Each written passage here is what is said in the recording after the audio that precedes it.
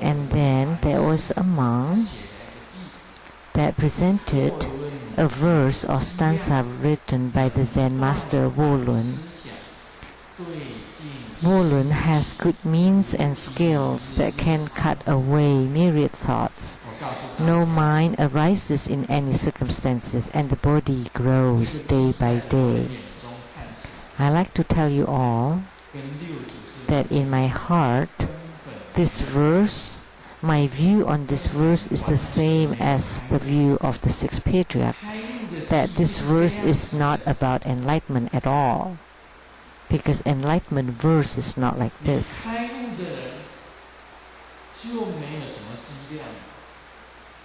Because for an enlightened person, there is no skills and means. That everything just come and go naturally according to the affinity.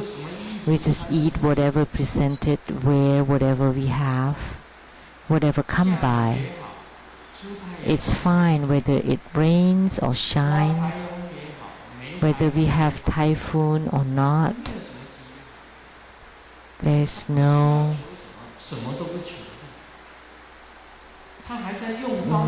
motives. And if you still use some ways,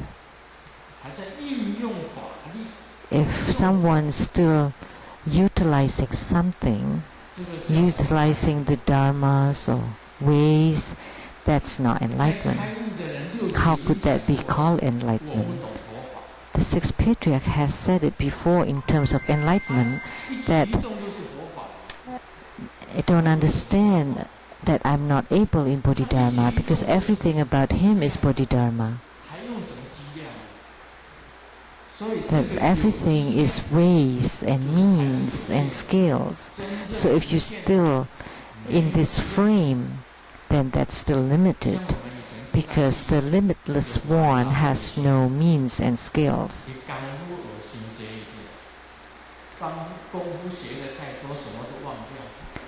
That if you learn too much, then you forget about them all. Then there's no skills anymore. But when they just move their hand, then that would generate effect. Because if you learn so much, that doesn't matter what you do, that has power. So if he says that he has good skills, that would be ridiculed. That can cut away myriad thoughts. So you're still cutting away thoughts. So whenever a thought arises, you cut it. That's the power of stopping the thoughts. So to use his skill in cutting to cut away thousands and millions of thoughts.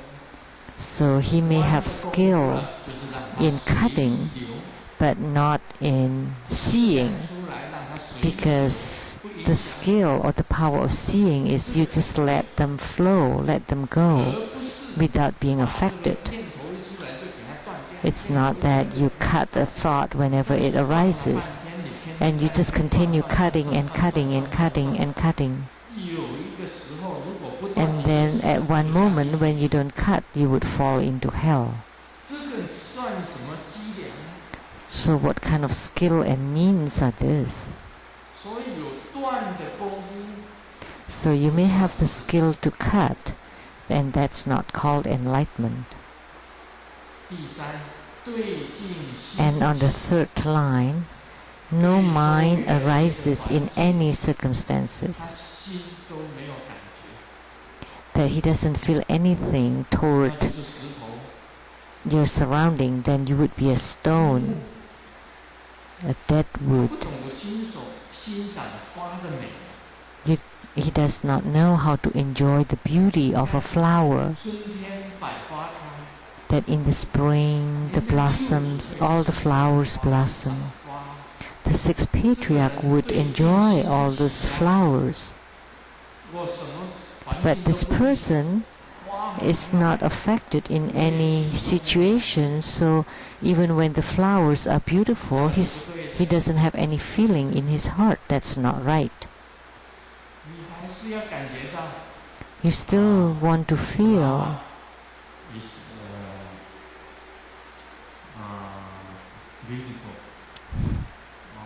Flower beautiful. Flower beautiful. 你要有感觉。 You should have feelings. When it's sunny, you should feel it. And in raining, you should feel it. There's rain. There's a feeling that it rains. So you should have feelings toward everything. But saying that there's no mind arises in any circumstances. But you may think, well, but Grandmaster said that your heart or your mind does not move in any circumstances. But that's toward money, wealth, status, position, fame, toward the food, toward sensual pleasures, toward sleep, that you are unaffected, that you don't feel greedy toward them or cling on them.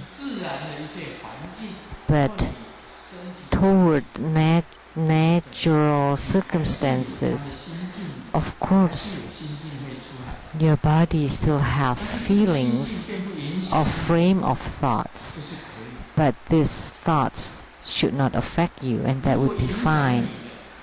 But if your thoughts affect you, then that's not right. It's not that you don't have any feelings whatsoever.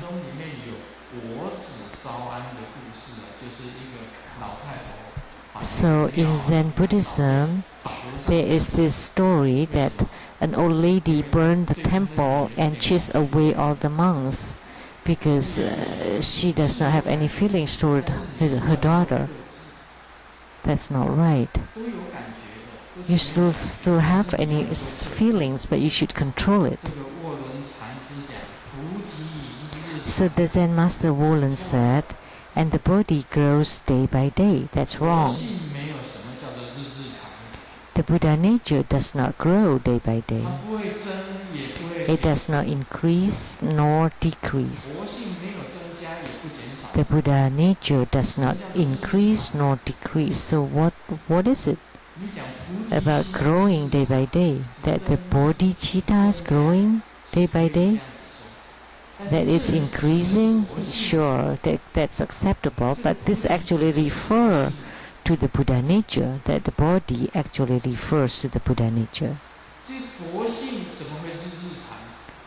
So Buddha nature, how could that be increased? How could it increase day by day? Because it does not increase nor decrease. But the verse by Huineng said, Huineng has no means and skills. The sixth patriarch Huineng has no skills because he has reached the realm of non-arising and no self. So if there is no self, what skills are you talking about? Only human beings would talk about skills. That with one fist it would generate 500 pounds or 1,000 pounds. You still have power. That's human being. But the sixth patriarch does not have that. We don't speak of the sixth patriarch in that term. And we can say that he's not just natural, because natural is still a deviant thought, but it's supernatural, it's out of natural. Because you still have thoughts, What is the non-thought realm is that you're unaffected by the bad thoughts. In simple words, you can increase your good thoughts, but you don't have any bad thoughts. So the mind arises in all circumstances means you still have thoughts. And he does not cut away any thoughts, so you still have thoughts. And the mind still arises. You still have thoughts. Like when Grandmaster saw Kuan Yin Bodhisattva, and then Grandmaster has no feelings and said, well, who cares? But that's not right. You still feel happy seeing Kuan Yin Bodhisattva. So you still have thoughts seeing Kuan Yin or Medicine Buddha or Amitabha Buddha. So that the mind arises in all circumstances, and that's right, but you eliminate the bad thoughts and you increase the good thoughts. That's the sixth patriarch. That the good thoughts would grow naturally and the bad thoughts decreases naturally, because that's the Buddha. And the Buddha nature is very natural.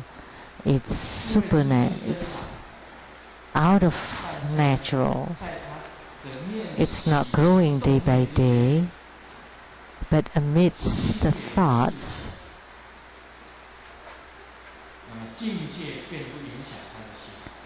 that the mind is unaffected. So even when the body grows, the Buddha nature stays the same.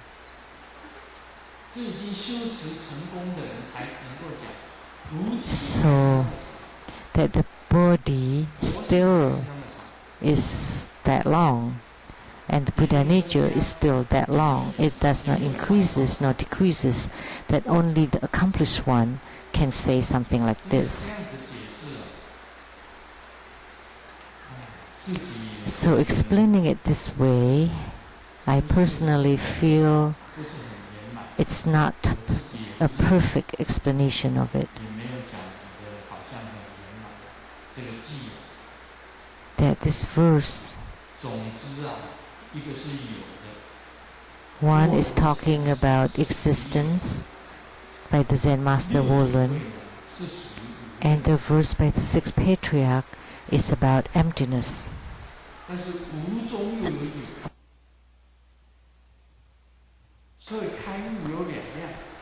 But in the emptiness there's also existence.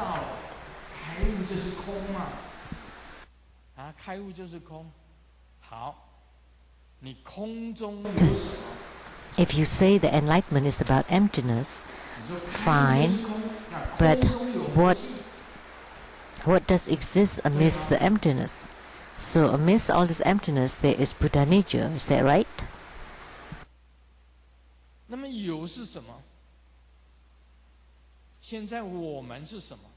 Then what is existence? What am I? What is reincarnation? What is the law of cause and effect? What is karma? That the karma is amidst existence, and rebirth is also amidst existence. So you should speak of the existence and of emptiness. So you should mention both emptiness and existence. This way, then it would be perfect.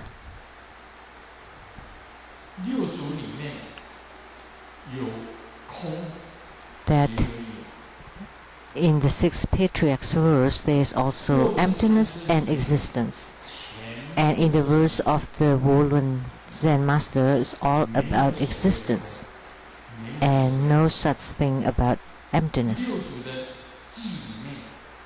And in the sixth patriarch's verse there is emptiness and existence. That the mind arises in all circumstances, that's about existence. And 慧能 has no means and skills. 就是空。 That's about emptiness. 这里面有空有有， So there's emptiness and existence here. 是有。 Not cutting away any thoughts, that's about existence. And 这个卧龙禅师呢， body 卧龙 is 有机啊， just this 能断百 this long. That's about emptiness. 对境心不起，还是有。 And about Wohlen's verse, Wohlen has good means and skills. That's existence. That can cut away myriad thoughts. That's existence. And no mind arises in any circumstances. That's still existence because he's still controlling his mind. So the mind is still there. And the body grows day by day. That's still existence. So that's all I can explain about it.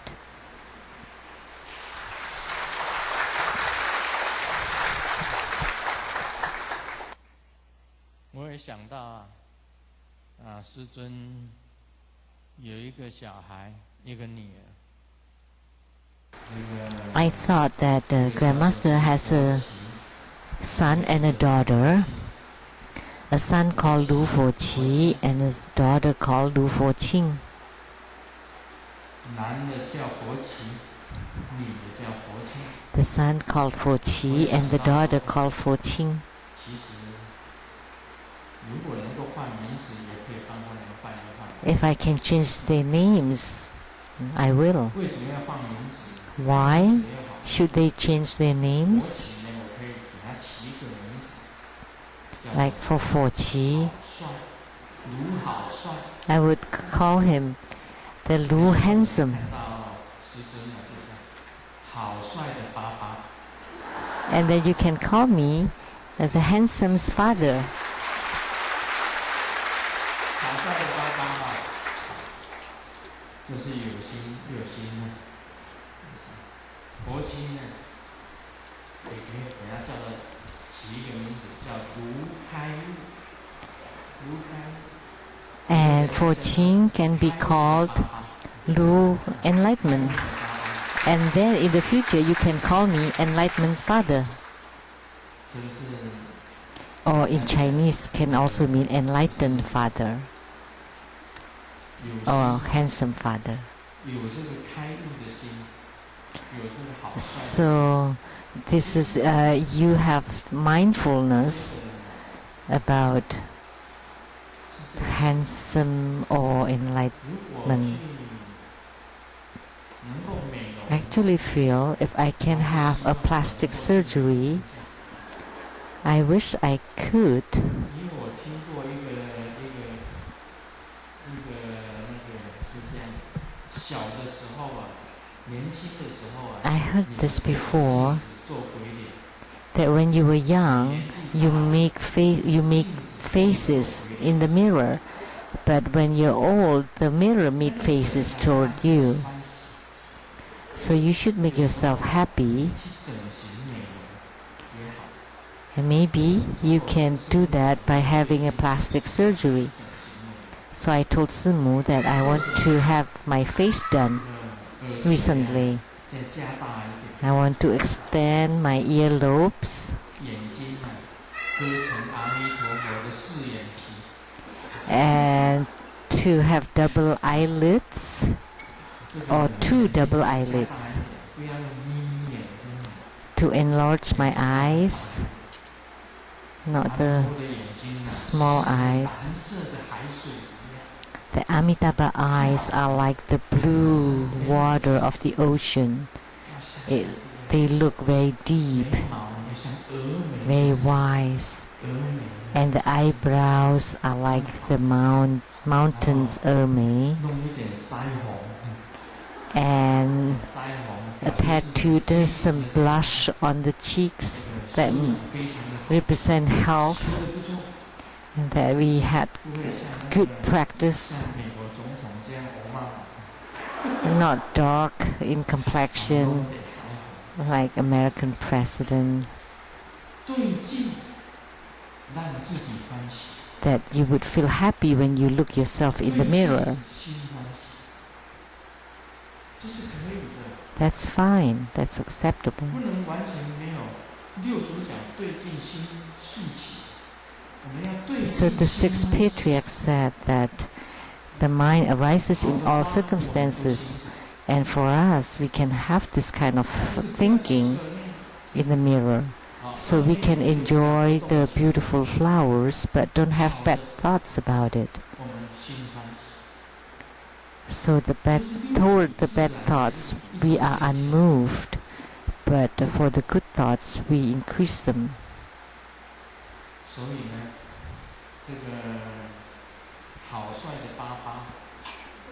So the handsome father and the enlightened father,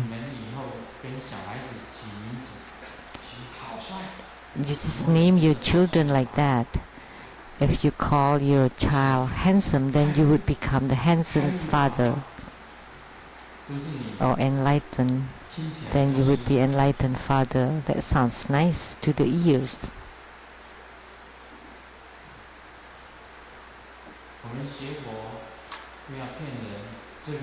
So don't lie as a Buddhist practitioner. So the Zen master Wolun was lying. He told us to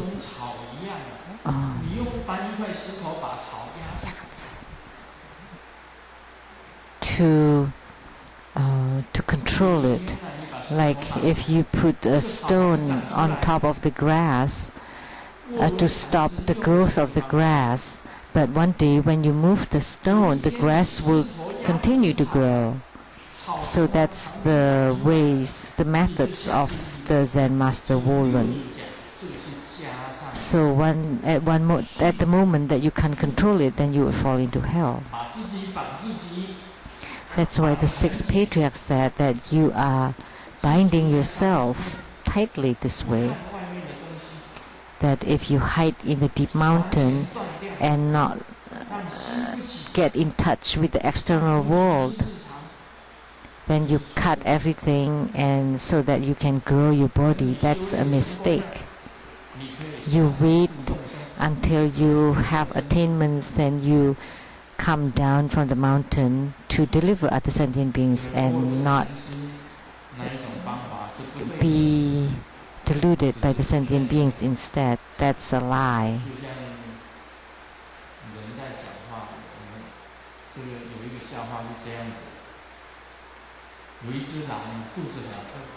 There's this joke. There was a wolf that was hungry, and he was walking past a house, a home, and he heard a mother that told her child that if you continue to cry, I would feed you to the wolf. And the child continues to cry. And the mother said, if you continue to cry, I would throw you out of the door to feed the wolf. And the child continued to cry, and the wolf continued to wait and wait and wait until dawn. And there was no child being thrown out. Finally, he understood that woman always lies.